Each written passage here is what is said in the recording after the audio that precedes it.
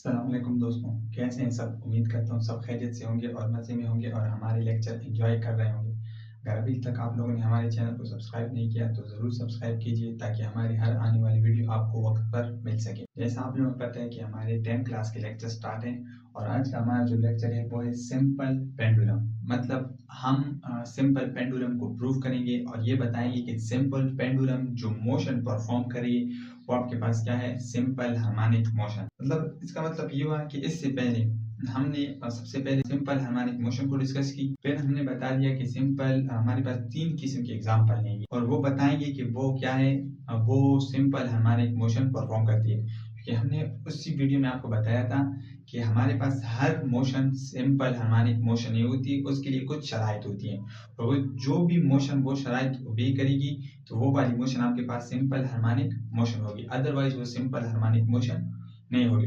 तो इससे पहले हमने बाल और बॉल वाली एग्जांपल ली, वो हमने प्रूफ कर ली कि वो आपके पास क्या है, एसएचएम है। अब इससे आगे हमने एक और वीडियो अपलोड किया है और उसमें हमने प्रूफ किया है कि mass attach to a spring वो भी आपके पास क्या है, एसएचएम मोशन परफॉर्म करती है। और आज हमारा जो लास्ट वाला जो एग्जांपल है वो है सिंपल पेंडुलम और हम देखेंगे कि ये जो सिंपल पेंडुलम जो है ना, ये भी हमारे पास क्या है, एक एसएचएम परफॉर्म करती है। सबसे पहले हम इसकी डिफिनीशन की तरफ आते हैं कि हम तो पहचाने ना कि सिंपल पेंडुलम किसे कहते हैं। A simple pendulum is an idealized model consisting of a point mass suspending by a weightless inextensible string support from a fixed fractionless support which execute oscillatory motion। ये कह रहे हैं कि हमारे पास एक सिंपल पेंडुलम क्या होती है, एक ऐसी मोशन होती है या एक ऐसा सिस्टम होता है जिसमें हमारे पास पॉइंट मास होता है और ये वाली जो स्ट्रेंथ होती है, स्ट्रिंग यूज होती है वो वेटलेस होती है, मतलब उसमें किसी भी किस्म की वेट नहीं होता और दूसरी बात कि इसमें किसी भी किस्म की एक्सटेंशन नहीं होती और ये एक सपोर्ट के साथ, फ्रैक्शनल सपोर्ट के साथ आपने बात की, मतलब इसमें किसी भी किस्म की फ्रैक्शन भी नहीं होती। तो ये जो मोशन आपके पास जो सिस्टम बन रही है इसको हम कहते हैं सिंपल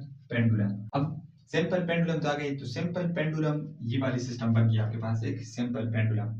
इसको प्रूव करने के लिए, मतलब लेने के लिए हमें कुछ अजम्पशन लेनी होगी। क्यों? कि हमने कहा है कि आइडियलाइज्ड, मतलब ये आइडियल मॉडल है हमारे पास, क्योंकि रियल लाइफ में यहाँ पे कुछ ना कुछ फ्रैक्शन भी मौजूद होगी।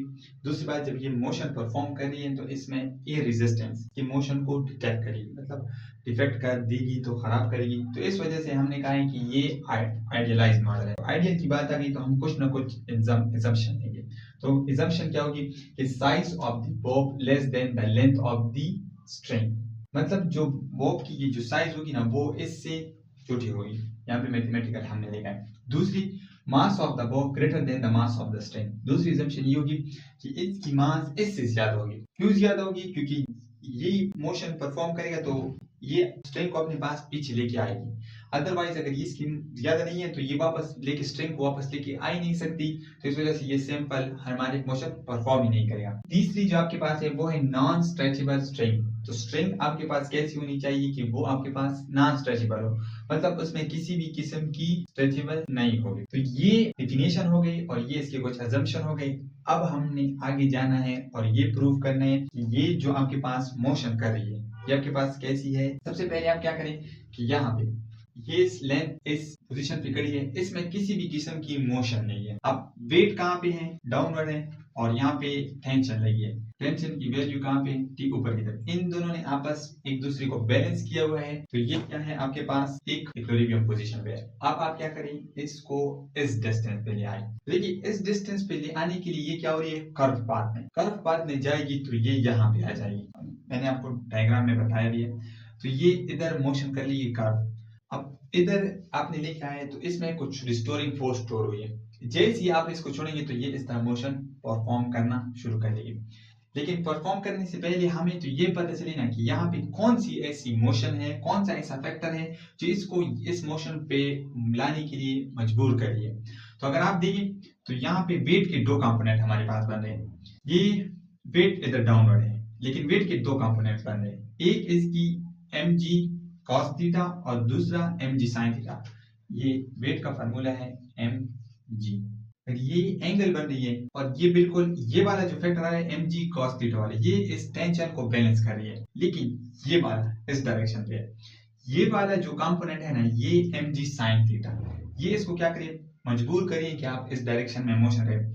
ये sin थीटा क्यों है? क्योंकि ये देखिए यहाँ पे थीटा है और थीटा के साथ जो एडजेसेंट साइड होती है उसको हम कॉस ले लेते हैं। लोगों ने पढ़ा है ना कि इस तरह फोर्स की जब आप कंपोनेंट्स बनाते थे तो यहाँ पे एंगल ये एफ, तो ये एफ एक्स और ये एफ वाई, तो यहाँ पे जो बिल्कुल परपेंडिकुलर होता है तो ये देखिए इसकी परपेंडिकुलर, और एफ वाई की वैल्यू आप लोगों ने निकाली थी वो एफ साइन थीटा थी। तो यहाँ पे वेट है तो वेट की जगह पे उसका फार्मूला है एम जी साइन थीटा, तो ये वाली वैल्यू इसको परफॉर्म करने पे, हरकत करने पे मजबूर करी है। तो इस तरह ये मोशन करना शुरू कर लेगी। फिर कैसे हमें ये चीज हासिल होती है कि टेंशन ये आपके पास इक्वल आ रहा है फोर्स के एक्स का वेट के एक्स कंपोनेंट के, और एक्स कंपोनेंट आपके पास बराबर है एम जी कॉस थीटा।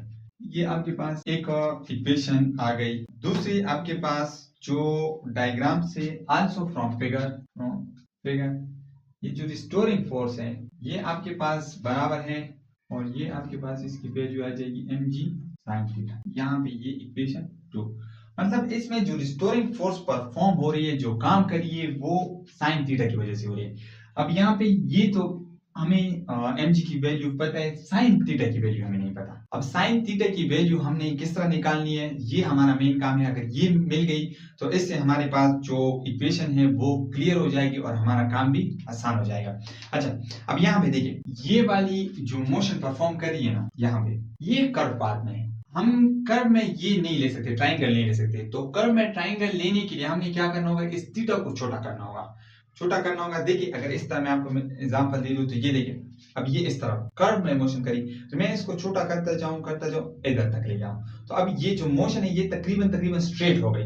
तो इसी तरह अगर मैं इस थीटा को स्मॉल करता जाऊं और यहाँ पे लेके आ जाऊं तो ये देखिए ये x और ये थीटा भी छोटा हो गया। और अब ये वाली जो x आ रही है आपके पास, ये बिल्कुल ये cos आ रहा है, ये l आ रहा है, और ये mg आपके पास cos थीटा, तो ये साइन वाला आ रहा है। तो इसका मतलब ये है कि फ्रॉम डायग्राम हम ये लिख सकते हैं, यहाँ पे ये कौन सी ट्राइंगल बन गई। अगर यहाँ पे मैं इसको एक नाम दे दूं n, तो NOP फ्रॉम ट्राइंगल NOP ये राइट एंगल ट्राइंगल बन गई। और राइट एंगल ट्राइंगल की आपके पास पता है कि उसकी कुछ प्रॉपर्टीज है। राइट एंगल ट्राइंगल में साइन थीटा आपके पास बराबर होता है परपेंडिकुलर डिवाइड बाय हाइपोटेन्यूज। और अगर हम डायग्राम से देखें तो परपेंडिकुलर आपके पास बराबर है x और हाइपोटेन्यूज आपके पास बराबर है लेंथ l डायग्राम की मदद से। तो यहां से ये वाली वैल्यू उठा के पुट इन इक्वेशन 1, आप लिख सकते हैं पुट इन इक्वेशन 1। इक्वेशन 1 में हम पुट कर लेंगे तो रिस्टोरिंग फोर्स आपके पास आ जाएगी माइनस ये वाली और x डिवाइड बाय l, ये बन गई आपके पास इक्वेशन 3।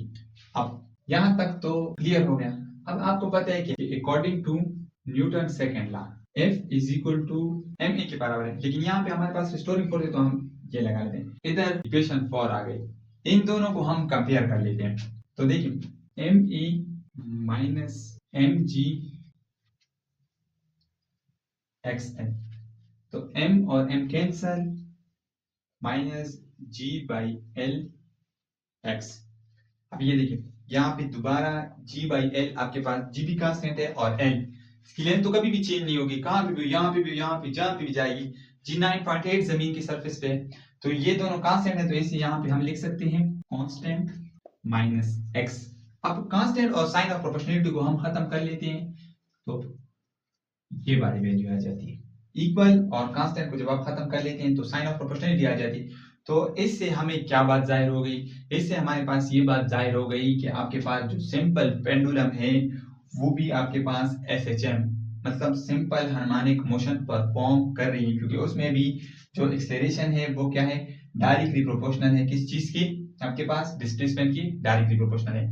तो आपने क्या करना होगा कि यहाँ पे ये एंगल आपने स्मॉल लेना होगा, क्योंकि ये एंगल अगर आपके पास स्मॉल होगी तभी ये चीज पॉसिबल है। अगर ये एंगल जो है वो आपके पास क्या होती जाएगी, बड़ी होती जाएगी, तो ये कर्व होती जाएगी। लेकिन आपको पता है कि ट्राइंगल की जो बेस होती है या परपेंडिकुलर होती है वो तो कर्व नहीं होती ना, परपेंडिकुलर वो कर्व नहीं होती, तो फिर ये आपके पास परफॉर्म नहीं करेगी। मतलब जितने स्मॉल एंगल के लिए ये परफॉर्म करेगा तो उसके लिए ये सही होगा। और वैसे भी आप अगर इसकी डिफिनेशन देखें तो डिफिनेशन में हमने कहा है कि ये आइडियलाइज मॉडल है, तो आइडियलाइज में तो हम इसकी स्मॉल एंगल ले सकते हैं, उसमें तो कुछ फर्क नहीं आता। तो ये वाला हो गया। अब हम क्या कर लेते हैं, इसकी फाइंड कर लेते हैं टाइम पीरियड। तो सबसे पहले हम इसके फाइंड करेंगे टाइम पीरियड और इसके साथ दूसरी फ्रीक्वेंसी। तो टाइम पीरियड के लिए फाइंड करने के लिए हमें पता है ये वाली चीज तो आपने अभी फाइंड कर ली कि ये इस चीज के बराबर है। दूसरी अब आप देखें,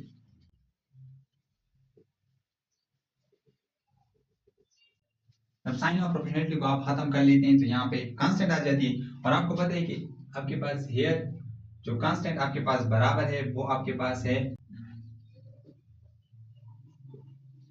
टी स्क्वायर। ये आपके पास कांस्टेंट की वैल्यू है। अगर ये आपके पास कांस्टेंट की वैल्यू है तो इधर वो कांस्टेंट पुट कर ले तो ए की वैल्यू आ जाएगी -4 pi square divide by T square x. ये आपके इसको नाम दे दीजिए, आपके पास क्या है, इक्वेशन ए है। अब दूसरी बात कि ए की value also we know that कि ए की वैल्यू -g/l x, ये अभी हमने पीछे प्रूव की थी, ये वाली वैल्यू आ गई। अब ये इक्वेशन आ गई b, तो आप यहाँ क्या करें, इन दोनों इक्वेशन को कंपेयर कर ले, इक्वेशन a एंड b। तो लेफ्ट साइड इक्वल है तो right side -g/l x is equal to -4 pi T square x।